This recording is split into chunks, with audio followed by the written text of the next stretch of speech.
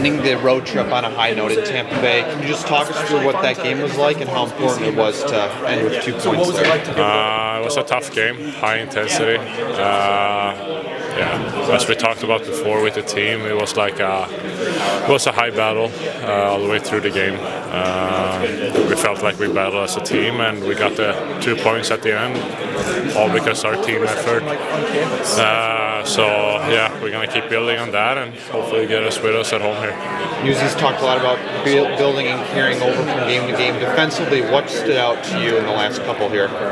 No, I feel like we've been tight, just as a group, 5 guys protecting the slot. We've been tracking home forwards, been really good about that. We cover up for each other, and I feel like that's the biggest part of our success. And then, of course, we're building offense as well. So I feel like our team game in general has been really good. Newsy's talked a little bit about your growth that he's seen since you've been called up here.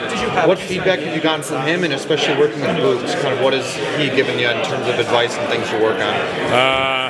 No, of course, talking a lot about just keep growing my game. It was my 7th game last game, and just keep building from that.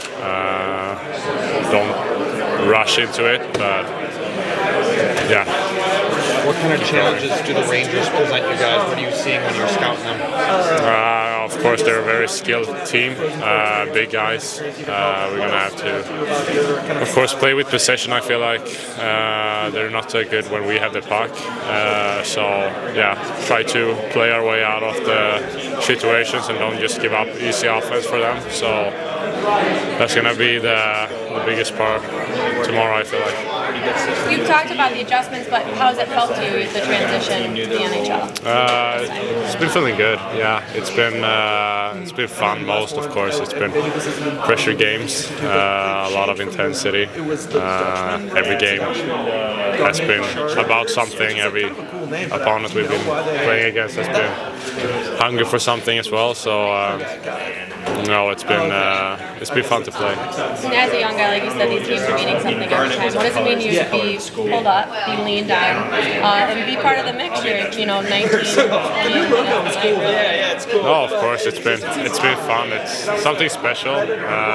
Play with these guys and play for Detroit as well. It's something that you want to do, and to do it, it's unreal. We're a little stale of late. I know we were 2 for 4 in Florida, and it was huge. It got us the point, but we failed in a late power play and in overtime there. And it wasn't great in Tampa, and again, we're sitting, 10th in the league. I mean, when we NBA review this, the power play will be a success for the year, but every power play counts right now. It's maybe a little bit of our 5 guys that are going right now. Razor net foot with the stick. DP has had a lot of success running through him, and obviously Pat's going to go down as one of the greatest power play guys of all time. So I just think trying to get to that look when every play matters now going forward. How have you seen Raymond kind of adapt to I'm sure growing up he was a guy who was half wall all the time, and now to have him kind of playing on the inside, how have you seen him kind of take to that? Yeah, it's good. I mean, I think those guys want touches. It's being around it. The thing with the power play, and I think people don't look at it deep enough, is everyone just thinks of the power play when it's set up and static. Of course, you can, but it's such a small part of it. It's recoveries, it's entries, it's routes. 70% of the power play is getting it set up. So there's other areas that a player like him can help you, and that's kind of just, again, I think it's very narrow-minded when you just look at the power play of when it's statically set up. Part of it, of course, but it's literally a small part of it. The best power plays in the league, they're detailed in their routes, they're detailed in the recoveries, they're able to spend time in that setup, and we want players to help us get there too. Derek, it's such a unique story with Alex Lyon. I mean, I think he was back up once the first 5 weeks, then comes in cold in Stockholm, and just because of situation, now he's closing in on 40 starts. That's amazing. Like, what have you? I mean, what's impressed you? What have you learned about him? Mental fortitude, his play, his mental toughness, taking on this workload, been remarkable for us. And I'm going to give a huge pat on the back to Rhymes too. We're sitting here battling for a playoff position, and our number one goalie's on the shelf. I don't know if anyone else in the league can say that. And you can pick apart anything you want in our season. We shouldn't be here without a number one goalie. And those two have stepped up. They've battled. They give us a chance every single night, and he's a big part of it. Speaks volumes for him as an individual, where he is in his career. He's a career minor leaguer. He was signed to be our starter in Grand Rapids, and here he is giving us a chance this late in the season. It speaks really well on him. Getting to know him a little bit, his work ethic, his compete, his mental toughness. He hasn't done any of this at this level, but he's done it at a lower level. I think that speaks volumes for him. Was there ever a spot where you guys, because obviously waivers make things complicated, was there ever a spot where he was almost waived to go to Grand Rapids? Yeah, great question. Yes and no, just because, obviously he was signed to be the Grand Rapids starter, but then great job on our management team. Again, we're sitting here battling because we have depth everywhere. And, people don't probably give enough credit to depth in that goalie position. And, obviously it was designed from a starting GR, but once you could see some injuries throughout the league where other teams, may have been with their goaltending, I think it was good insight on our management team to know he was probably a risk to be picked up on waivers. We have cap space, and in that situation it worked out for us, and thank God it did. He's been a wonderful signing for us. To that extent, too, is the way Michael Hutchinson comes in and plays in camp and kind of fills that void already. Like that, I'm sure that also helps in the decision making, right? Great job on the management team again. When they had to go out and get a number 4, if you will. Yeah. And if you recall, obviously, it's easy to see our starting goalie, Ville Husso, being on the shelf most of the year, but we had Alex Lyon on the shelf too. Mm-hmm. And Hutch gave us a game in that. So we've, knocked on wood, we've been very fortunate with all our goalie depth. Did you go and watch, obviously last night the Rangers, they come here. Yep. Obviously they're big talk in the hockey world after how the game started last night.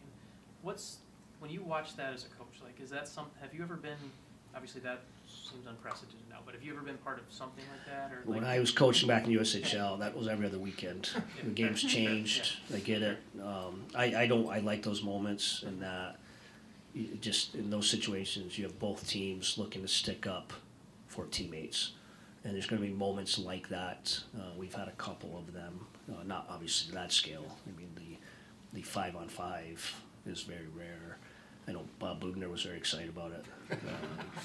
We had our coach text exchange, and we were getting sent some highlights of some of his antics back in the day. So it's probably lost in the game a little bit, but sticking up for teammates is not, and it looks different. It's in different nights.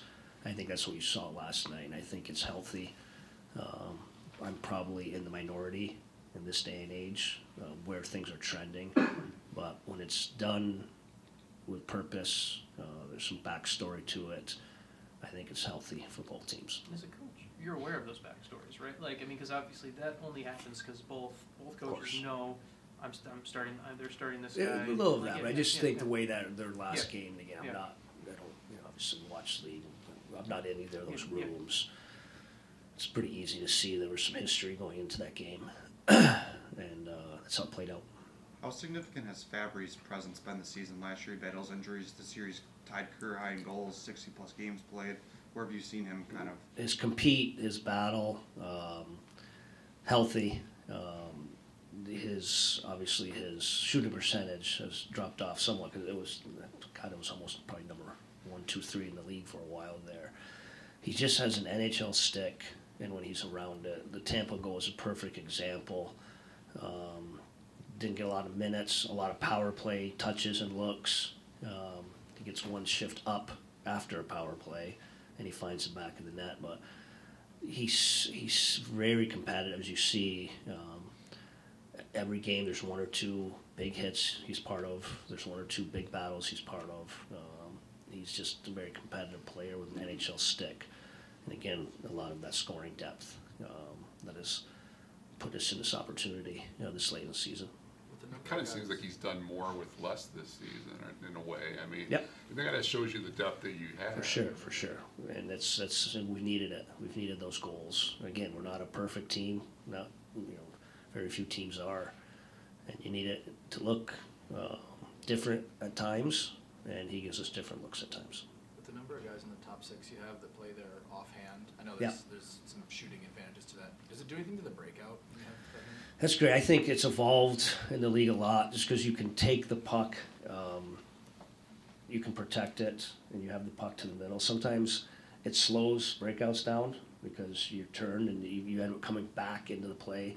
Other times it helps on the breakout because you have your stick available to the middle. Some guys are comfortable with it, some guys aren't. I think it's evolving more and more in the game. Back in the day, it was straight line hockey. Obviously, the game is a lot different now. So that's a big part of it. Some guys, that's all they want to play is their offhand now. A lot of people just visualize it on the rush, but to me, the big part of the game is breaking out. Today's day and age, everyone forechecks 5 people. And you need those wall battles and wall plays. So there's some goods and bads to it, and I think it's just comes down a little bit to the individual too. The offhand thing, the winger kind of started a little bit more with a lot of Russian players, right? And then it became more of a North American. It could be. I don't know. It's just we just even in my time with it, you can see and hockey sense guys, better skilled guys can get more comfortable with it, but it's valuable because it's sometimes you need different guys in different spots for different reasons. You got to be comfortable playing with their offhands. Some guys are excellent at it, some guys aren't. But I think it's an evolving position in the league. Different type of offhand question, actually, because watched Austin Czarnik's in practice. He's flipping it over and talked to him about it. He said there's a couple times in Grand Rapids he's actually had to use it in games because he doesn't have the winger on his side to take it on his strong side. Yes. I'm just curious, just as a coach, when a guy flips the stick over completely to take a face-off, what are kind of the pros and cons of how that ends up being your strong. Yeah. So you kind of flip around and your top hand ends up being your strong hand. And I think that's evolved too. And it's I see JT Comfer has grown that in his game. It's something else that's evolving in the game. What stood out to you about the season Panarin has had with the Rangers and how he sort of fits into what they do well generally? Elite offense. Reminds me of Cooch, that ability to delay space, take space, and hit weak ice all the time. Some guys are just uncanny. He'll get his own scout where you got to be careful being aggressive with him in the neutral zone or on entries because he's so good at hitting weak ice. That's just world-class type play. But obviously him and Trocheck, you find a little bit of chemistry there. That line was unbelievable last night. Analytically, that top 6, you can see why they're probably going to win the President's Trophy, the top team in the East. You get that type of depth. It's very hard to check, but just a world-class player. It's just today's NHL, it's so well checked. People own the middle of the ice. It's tough to get free ice. Those players have an unbelievable ability to make plays with not very much ice, and he's one of those players.